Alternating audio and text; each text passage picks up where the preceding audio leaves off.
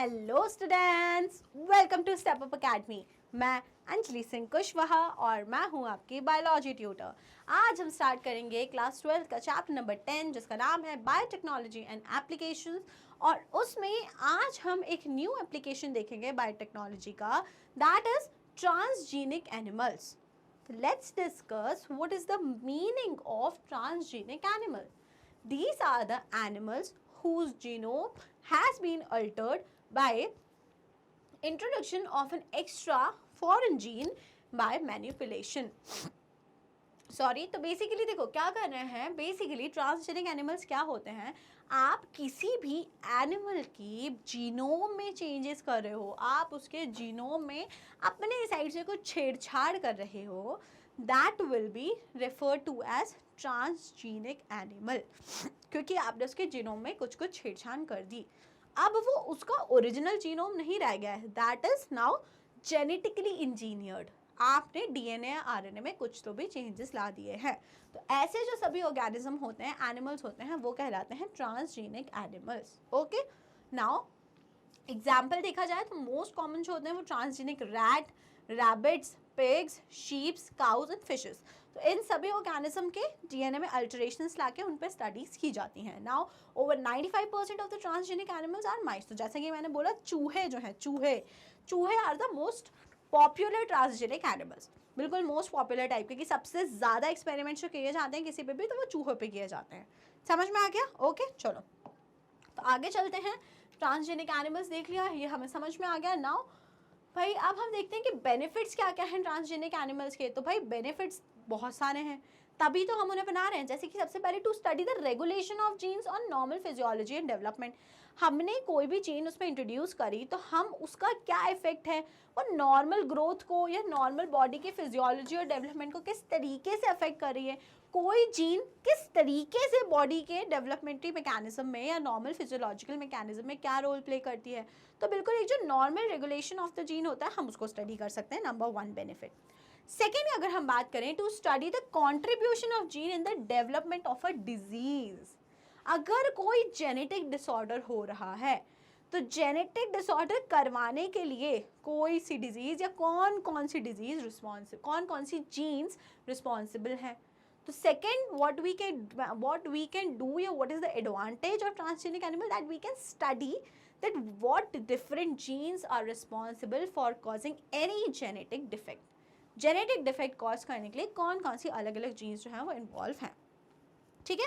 Third देखो क्या है, बायोलॉजिकल प्रोडक्ट्स। तो बायोलॉजिकल प्रोडक्ट्स जब से बायोटेक्नोलॉजी शुरू हुआ पढ़ते ही चले आ रहे हैं। एंजाइम्स बना रहे हैं हम, हार्मोन्स बना रहे हैं हम, उनसे क्या बना रहे हैं, वैक्सीन्स बना रहे हैं, ड्रग्स बना रहे हैं हम, इतनी सारे प्रोडक्ट्स ऑब्टेन कर रहे हैं with the help of transgenic animals and biotechnology. Then fourth, vaccine safety testing, very very important. Covid की वैक्सीन आई थी अभी, डायरेक्ट उसको आपको लगा दिया, तो कोविड की वैक्सीन को लैब से लाके सीधे आपको लगा दिया? नो, बहुत सारे ट्रायल करे गए। पहले सबसे पहले एनिमल्स पे, माउस पे यूज़ करके देखी।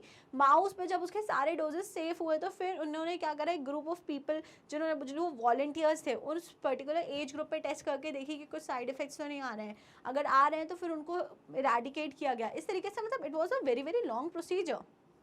तो वैक्सीन की सेफ्टी टेस्टिंग करने के लिए we also use transgenic animals. Next, chemical safety testing, that is toxicity testing. अब भाई कोई डिजीज है, कोई ड्रग है, तो कोई ड्रग है या कोई भी केमिकल है, आप उसको अपनी बॉडी में यूज कर रहे हो, है ना, यूज कर रहे हो, तो what may be the toxicity, what is the level of that drug that can cause toxicity. Suppose आपने उसको 10 mg बोला है डॉक्टर ने खाने को, आपको गुस्सा है, एक दिन आपने 50 mg खा ली, तो 50 mg खा ली, तो whether this 50 mg will be toxic और नॉट टॉक्सिक।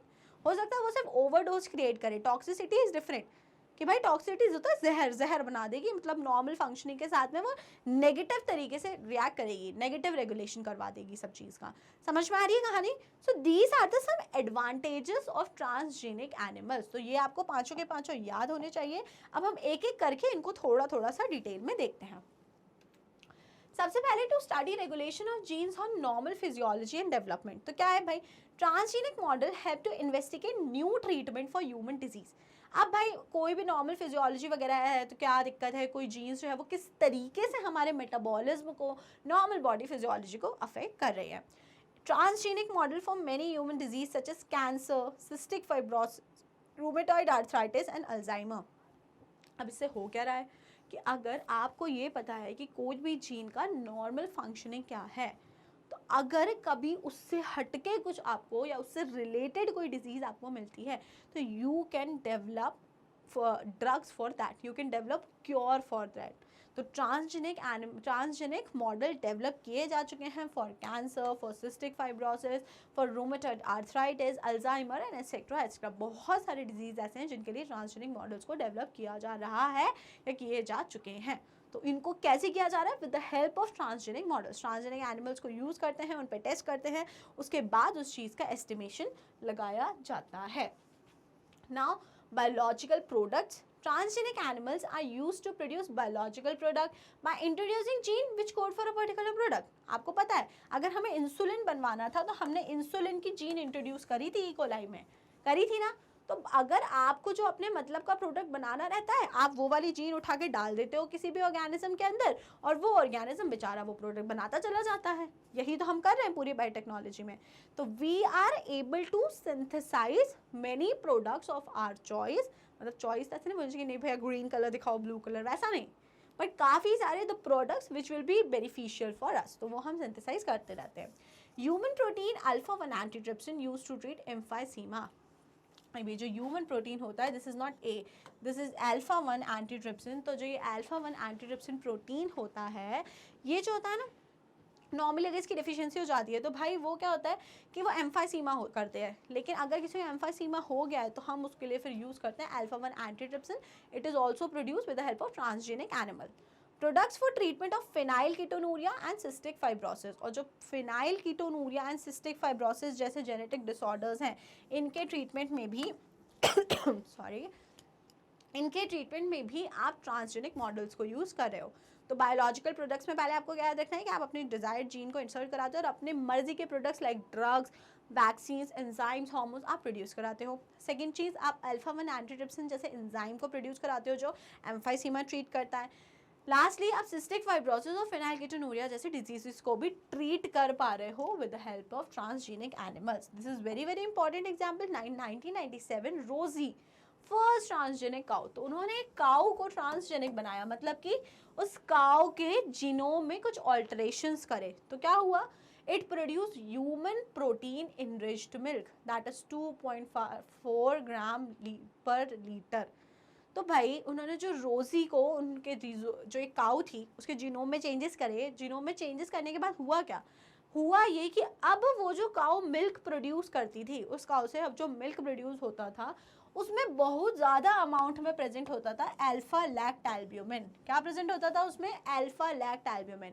और ये नॉर्मली जो गाय मिल्क दे रही है उसमें नहीं होता. नॉर्मल काउस जो मिल्क देती हैं उसमें अल्फा लैक्ट एल्ब्यूमिन नहीं हो रहा होता. लेकिन इन्होंने क्या किया था, इन लोगों ने एक्सपेरिमेंट करके, मतलब वही पूरा RDNA टेक्नोलॉजी परफॉर्म करके वहाँ पे उस पर्टिकुलर काउ के जीनोम में चेंजेस करे. उसका नाम रखा रोज़ी, क्योंकि ट्रांसजेनिक हो गई, अब वो नॉर्मल तो नहीं रही, रोज़ी नाम रखा उसका. और अब जब वो मिल्क प्रोड्यूस करती थी तो उसके मिल्क में high amount of alpha lactalbumin होता था. अल्फा लैक्ट एल्ब्यूमिन होता क्या है? It is a human protein. It is nutritionally more balance product for human babies than natural cow milk. अब बच्चों को आपको पता है गाय का दूध पिलाते हैं, गाय के दूध से ज़्यादा अच्छा था, ज़्यादा न्यूट्रिशनली रिच था ये जो मिल्क था प्रोड्यूस्ड बाय दिस काउ रोज़ी. And it was a transgenic cow. वो एक ट्रांसजेनिक काउ थी. समझ आया? तो क्या कंसेप्ट है ट्रांसजेनिक एनिमल्स का, किस तरीके से हम उनको यूज़ करके बायोलॉजिकल प्रोडक्ट सिंथेसाइज कर रहे हैं. Then vaccine safety testing. Transgenic mice are use to test the safety of the polio vaccine. तो सबसे पहले जब पोलियो वैक्सीन को डेवलप किया गया था तो उनकी सेफ्टी टेस्ट कैसे किया गया था? चूहों पे उनको यूज़ करके देखा था और फिर उसके सेफ्टी टेस्ट करे गए थे कि भाई वेदर इट इज़ सेफ और not. It is reliable. They can replace the use of monkeys to test the safety of the vaccine. अब आपको पता है कि हम ज़्यादा किसकी तरह हैं? तुम चूहे की तरह दिखते हो कि बंदर की तरह दिखते हो? तुम गधे की तरह दिखते हो. तो हम थोड़े थोड़े दिखते हैं बंदर की तरह. हम बंदर से बने हैं, सबको पता है. हाँ ठीक है, बंदर हमारे पूर्वज हैं, एंसेस्टर्स हैं. तो वैक्सीन सेफ्टी टेस्टिंग के लिए रैट्स को तो यूज़ किया ही किया जाता है, but also monkeys are now in मतलब मच यूज दीज डेज. तो मंकीज़ को भी यूज़ करके वैक्सीन की सेफ्टी टेस्टिंग जो है वो की जाती है. Now, chemical safety testing, toxicity testing. Some transgenic animals carry genes which make them more sensitive to toxic substances than non-transgenic animal. अब transgenic animals में ऐसी genes introduce करी जो भाई जिसके कारण वो toxic substances से ज़्यादा sensitive हो गए. नॉर्मल था तो चलो ठीक है, कोई दिक्कत नहीं है, उसमें कोई टॉक्सिन्स आ भी रहा था तो उसकी बॉडी इतना रिस्पॉन्ड नहीं कर रही थी. लेकिन आपने तो क्या कर दिया है, आपने जेनेटिक इंजीनियरिंग परफॉर्म कर दी है वहाँ पे. आपने उस बेचारे एनिमल का जो पूरा डीएनए या आरएनए था, आपने उसमें इंजीनियरिंग परफॉर्म कर दी है. Now that particular animal is more sensitive to toxin. अब क्या, they are expose to the toxic substance and the effect studied, it gives immediate result. अब जब हमें पता चला कि अरे अरे अरे बेचारे का हमने वो कर दिया था, जेनेटिक इंजीनियरिंग कर दी थी, उसको ट्रांसजेनिक एनिमल बना दिया था, तो इस कारण से ना बहुत ज़्यादा साइड इफेक्ट आ रहे हैं. अब जैसे ही टॉक्सिन उस पर पड़ता है, इमीडिएटली बिल्कुल साइड इफेक्ट देखने को मिल जाते हैं. हमने कहा चलो ठीक है ना, बढ़िया ही तो है, हमको पता चल जाएगा कि इस वाले टॉक्सिन के क्या इफेक्ट होते हैं. तो हमने वो जो वहाँ पे रिजल्ट आ रहा था कि जैसे ही टॉक्सिन से एक्सपोज हुआ तो उसके साइड इफेक्ट्स देखने को मिलेंगे, उसके इफेक्ट्स देखने को मिलेंगे, हमने उसको भी यूज़ करा फॉर आर बेनिफिट्स. हमने उसको ऐसे ही यूज़ करा कि टॉक्सिन्स के जो भी इफेक्ट्स होते हैं हम उसको स्टडी कर लेते हैं. तो एनिमल को बेचारे को पहले तो हमने क्या बना दिया, सेंसिटिव बना दिया टॉक्सिन से, एंड जो भी रिजल्ट्स थे उस on exposure to that particular toxin, that what should I say, that reactions were studied immediately. Clear, समझ में आई कहानी. तो ट्रांसजेनिक एनिमल्स के सारे एप्लीकेशन एंड एडवांटेजेस आपको याद होने चाहिए. And that is it for today. अगर कोई भी डाउट है तो अपने डाउट्स को कमेंट सेक्शन में मेंशन करो, और नहीं तो फिर तब तक के लिए टाटा बाय बाय.